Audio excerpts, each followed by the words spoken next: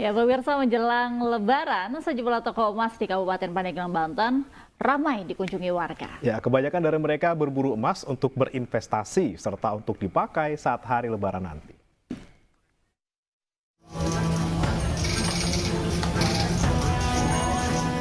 Jelang Hari Raya Idul Fitri, toko emas di Pasar Badak, Pandeglang, Banten dipadati pembeli.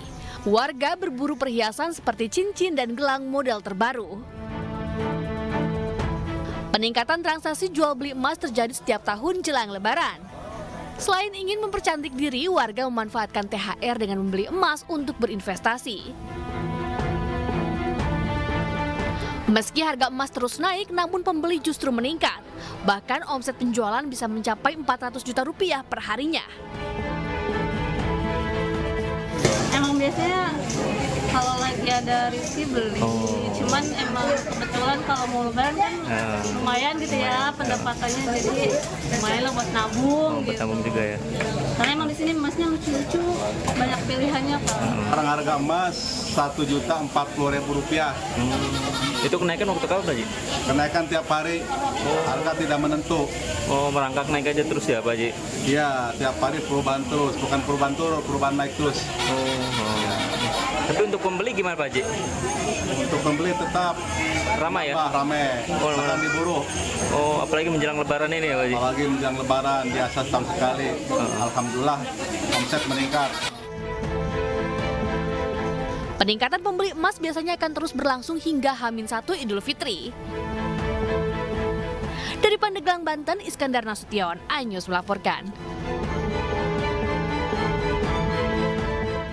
Pemirsa, 3 hari menjelang Lebaran, Bandara Internasional Soekarno-Hatta menerbangkan 1.172 armada pesawatnya. Tercatat 169.000 penumpang dengan 1.172 penerbangan domestik maupun internasional di Bandara Internasional Soekarno-Hatta, Tangerang, Banten hari ini. Pada periode Lebaran 2024, pihak bandara menyediakan extra flight atau penerbangan tambahan untuk 74 penerbangan internasional dan 1.700 penerbangan domestik. Puncak arus mudik Lebaran 2024 di Bandara Soekarno-Hatta terjadi pada Sabtu kemarin dengan 1.198 penerbangan dan mencapai 184.000 penumpang.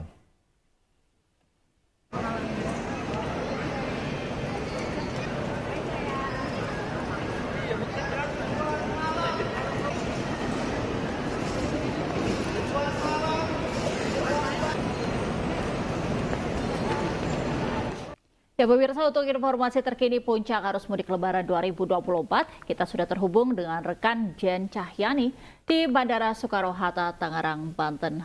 Halo Jen, bagaimana kondisi arus mudik di Bandara Internasional Soekarno-Hatta tempat Anda melaporkan saat ini? Silakan. Baik, Angel, Bre, dan juga pemirsa, seperti bisa dilihat di belakang saya, ini adalah antrian di counter check-in Bandara Internasional Soekarno-Hatta.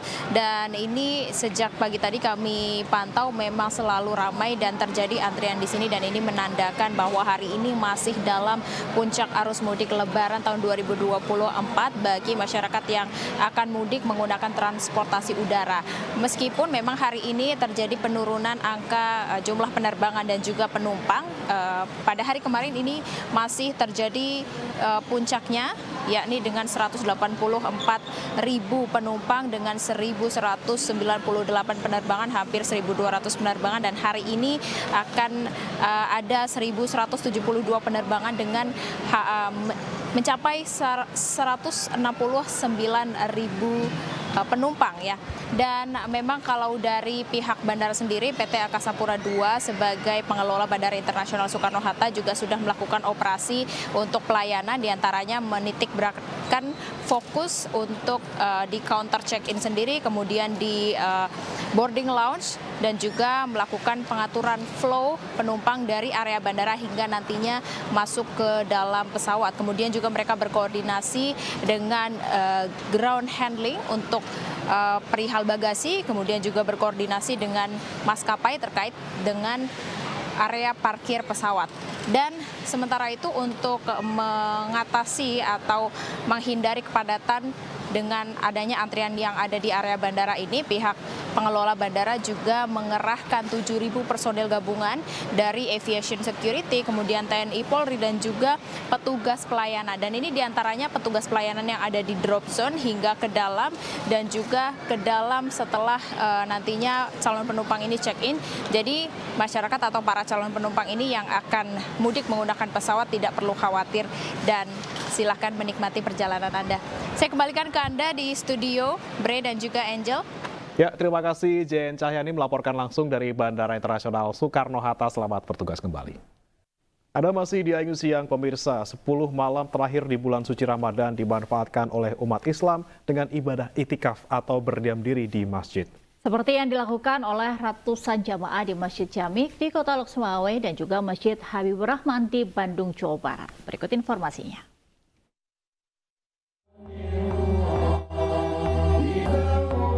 Ratusan jemaah di Masjid Jamik di Desa Lancang Garam, Kecamatan Banda, Sakti, Kota Lok Sumawe, Aceh, khusyuk melaksanakan itikaf berharap kemuliaan malam Lailatul Qadar, yaitu malam yang lebih baik daripada 1000 bulan.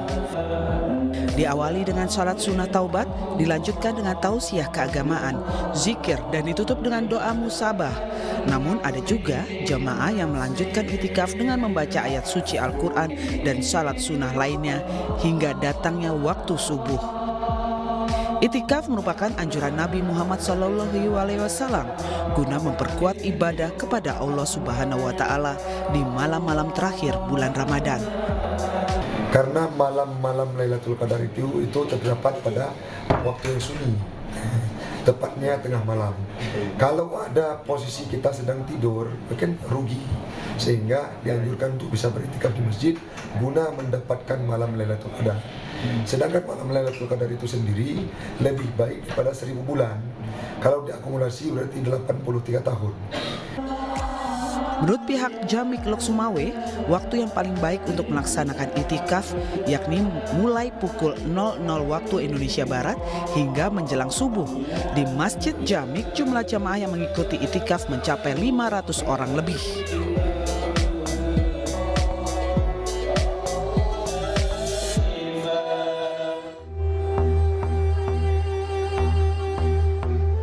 Sama halnya di kota Bandung, Jawa Barat, dengan penuh antusias umat muslim melakukan itikaf di Masjid Raya Habibur Rahman PT Dirgantara Indonesia Bandung.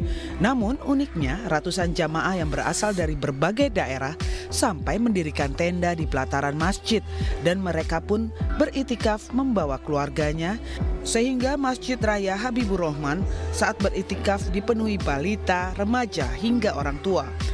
Selain membawa tenda dan perlengkapan untuk tidur, para jamaah juga membawa perlengkapan untuk masak dan minum, termasuk kompor listrik yang mereka gunakan untuk memasak. Jamaah umumnya memilih itikaf 10 hari terakhir Ramadan di Masjid Raya Habibur Rahman karena suasana yang berbeda yang memang belum mereka temukan di masjid lainnya. Enaknya bisa pakai tenda, jadi semua keluarga bisa ikut gitu, terutama yang perempuan punya anak, punya bayi gitu, enak gitu ya, bisa ikut itikaf tapi tetap bisa bawa keluarganya karena ada fasilitas tenda. Setiap tahunnya DKM Masjid Habibur Rahman menyediakan 582 titik untuk para jamaah yang akan mendirikan tenda untuk itikaf. Di malam pertama ini sudah ada 400 tenda jamaah yang terpasang. Mendirikan tenda tidak dikenakan biaya. Pihak DKM hanya memungut biaya untuk operasional masjid seperti listrik, air, dan kebersihan. Dari Aceh dan Bandung, Armia Jamil dan Billy Maulana Finkran, iNews melaporkan. Pemirsa, Kabupaten Kampar Riau memiliki masjid tua yang syarat sejarah. Masjid Jami Air Tiris yang sudah berdiri ratusan tahun ini memiliki keunikan, di mana bangunannya terbuat dari kayu dan dibangun tidak menggunakan paku. Selain itu, di dalam bak tempat berwudu terdapat batu alam yang mirip dengan kepala kerbau.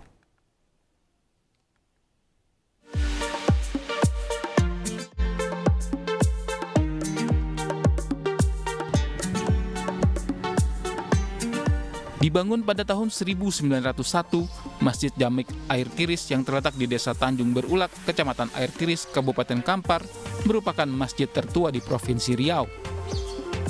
Masjid yang dibangun seorang ulama lokal bernama Datuk Engku Mudo Songkal memiliki banyak keunikan. Seluruh konstruksi bangunan terbuat dari kayu dan dibangun tanpa memakai paku, hanya menggunakan pasak tiang. Sedangkan tangga, dinding dan tiang masjid diukir dengan ukiran khas Cina dan Melayu. Di salah satu bak air tempat berwudu terdapat batu alam mirip kepala kerbau. Konon, batu tersebut dapat berpindah-pindah tempat. Warga pun meyakini air yang ada di dalam bak dapat menyembuhkan segala macam penyakit. Di zaman penjajahan, masjid pernah dicoba dibakar oleh Belanda, namun bangunan masjid tidak hangus terbakar. Masjid didirikan waktu itu kita kan dijajah Belanda kan. Jadi Belanda ini bukan seagama dengan kita kan. Jadi waktu itu kan dibunuh tak ada apa kan, resiko itu masih dijajah. Jadi dia agak apa kan sama masjid itu, dia ambil minyak disiram dibakar ya. Habis api itu, masjid ini mungkin bagus daripada yang biasa. Sementara di tahun 1970, masjid ini menjadi satu-satunya bangunan yang bertahan setelah ratusan rumah hanyut akibat dilanda banjir besar. Karena memiliki sejumlah keunikan, masjid syarat sejarah ini dijadikan sebagai objek wisata religius. Setiap di bulan suci Ramadan dan Hari Raya Idul Fitri, masjid ini selalu ramai dikunjungi warga dari berbagai daerah. Dari Kabupaten Kampar Riau, Indra Yose Rizal, iNews melaporkan.